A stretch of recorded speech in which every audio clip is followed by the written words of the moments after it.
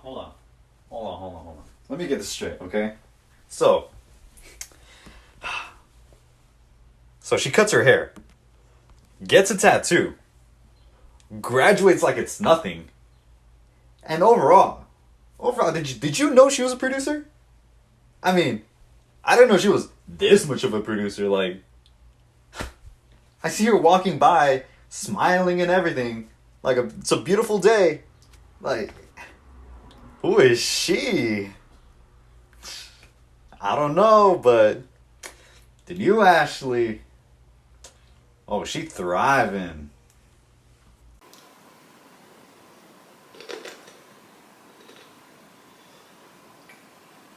Doesn't igualmente mean likewise? Igualmente. Igualmente, ¿de dónde es usted, señorita? Where? I don't really know where to start.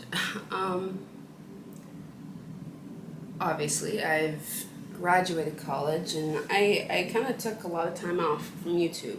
Actually, I took a lot of time off from a lot of things as I was kind of processing graduating and everything like that.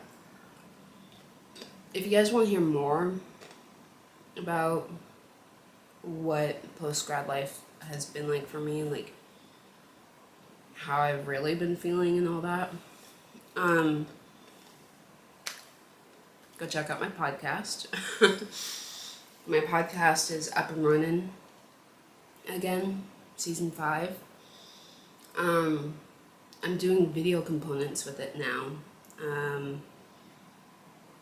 Sorry, I should not be eating while I'm talking, but I'm doing video components now, so if you guys rather watch the podcast episodes, there is that option, or if you rather just still continue to listen to the podcast on all platforms, Spotify, Apple Podcasts, Google Play, wherever else you listen to your podcasts, that's available too. So definitely go check out the Blooming Roses. But yeah, the first episode back is kind of like an update video episode, and also talk about a little bit more about post-grad life. I do have a couple guests scheduled, and then there'll be more solo episodes, so that's really exciting. But yeah, so I mean, from there you can really hear about what post-grad life has been like for me, so go on, check it out. I've been listening to a lot of Taylor Swift. Her Speak Now album comes, oh my gosh, I'm so excited. I would say of like Taylor's classic music, not classic, but like older music, I guess that's the right term. Speak Now has always been like one of my top favorites, like top favorites. Anyways, it comes out, it'll already be out by the time this video goes up, but I'm excited. But I've just been listening to a lot of her music, and that kind of influenced my coffee making this morning. I made a lavender vanilla latte. I've had a lot of mochas lately, so I thought switching up would be great, but also I've been listening to Lavender Haze a lot, so that also influenced it. One of my favorite coffee shops, they're doing like these themed, for all of July, they're doing these themed drinks correlating to the album or different songs and such, which is really cool. I love that they do that. They also know who their target audience is. But I actually haven't had their Eras Tour flavored drinks yet. I'm planning to go on Friday when Speak Now comes out, just like a little celebration type thing. I'm not really sure what I'll get because I'm a creature of habit, so I don't know. They will be shocked when I come in and want to try something different, because I always come in and I request an iced matcha with a pump of vanilla every single time. Yeah, so this morning I worked out. I've been getting back into my workout routine, mainly because I needed it physically and mentally, but also I'm trying to get stronger because I've had a few of old injury flare-ups where they just become very mad at me.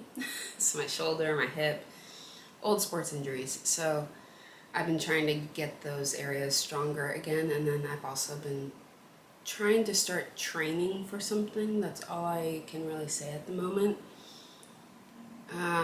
So it's a lot of work, not gonna lie.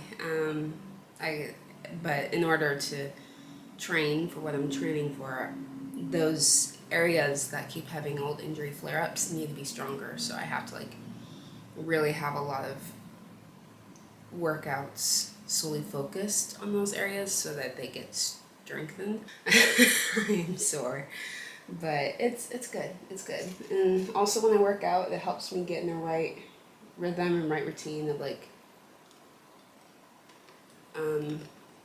good meals and healthy snacks and such, rather than putting junk food in my body, because I tend to do that. If I'm not working out, then I don't have motivation to eat properly. So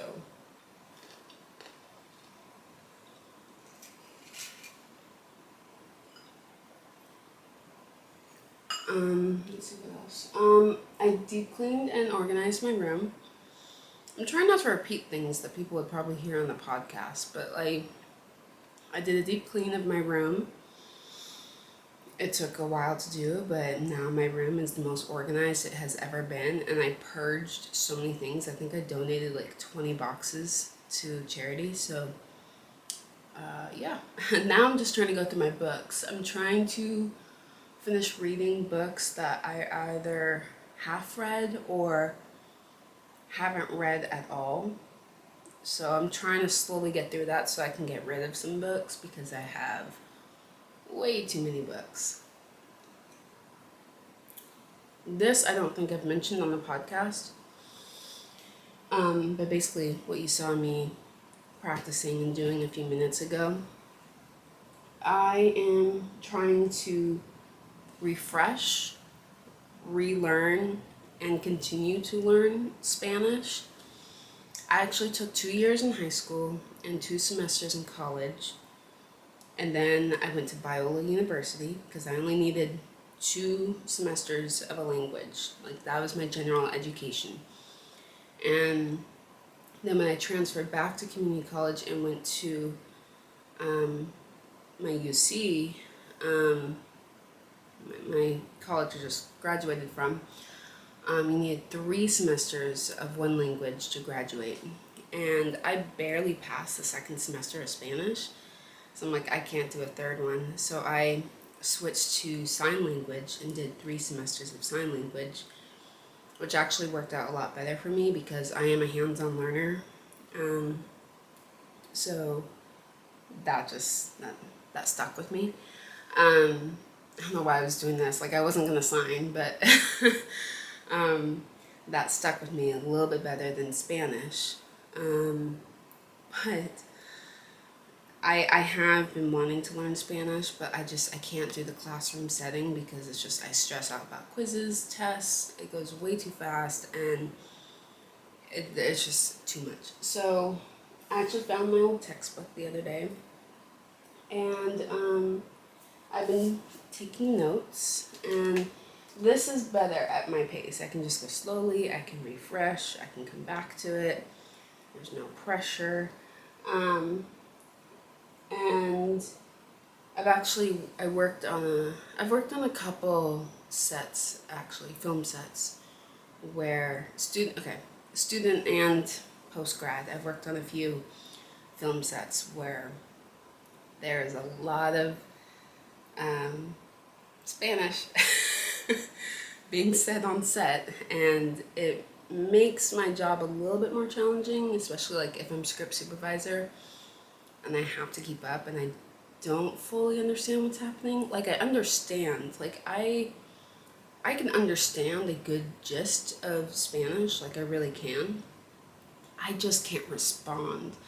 Like barely. I can barely speak it because it didn't stick with me, but like hearing it, I understand what's being said, but I just can't respond. Or sometimes there's words that I don't even know what's being said, or they're saying it way too fast where I'm like, I can't. So it just makes my job a little bit harder as a script supervisor. And I do plan on continuing to work on sets that include different languages and such, especially Spanish. I feel like that's something that's slowly growing, but especially, I don't know, I think it's just important to know other languages, but especially if I'm going to be working on a film set where there are some more Spanish speakers, then I need to be a little bit more familiar with the language. So yeah. But it helps when your boyfriend is fluent in it, I'm not gonna lie, because then I can just ask the most obscure questions. Because my teachers would get so annoyed with me in class when I'd ask questions, and they're like, well, why didn't you look it up? Why didn't you do this? Why didn't you do that? And I'm like, because I just simply don't understand, so I don't understand what I'm supposed to be looking up. But yeah, it helps. So I practice a little bit each day. I think that's it for my updates. Oh, YouTube schedule. I'm like, well, I'm gonna go edit now. YouTube schedule. So, I want to be posting pretty much every Saturday morning. Like, I'm gonna try to get into that routine. And then the podcast will be going up on Wednesdays. I'm still trying to determine what time would be best for that, but podcast on Wednesdays. Video and audio. And, let's see, anything else? Oh. So there are a lot of videos that I'm catching up on, editing wise, because I still have I have a vlog from when I went to the Make-A-Wish Gala. I have my spring break trip in Hawaii vlog. I have day 2 and day 3 behind the scenes of my film, I Choose You. Which, speaking of I Choose You, I don't know if I deleted the footage. I don't know what I did with it. I think I deleted it because I needed space in my camera. But if I find it, I'll put this clip in. I took all the names of everybody who donated. And I'm going to put it into random name picker. So there are 25 entries. Oh my gosh, thank you so much, you guys. Can you guys see that? All right. And see, I'm not picking. This is picking. So click to spin. Okay.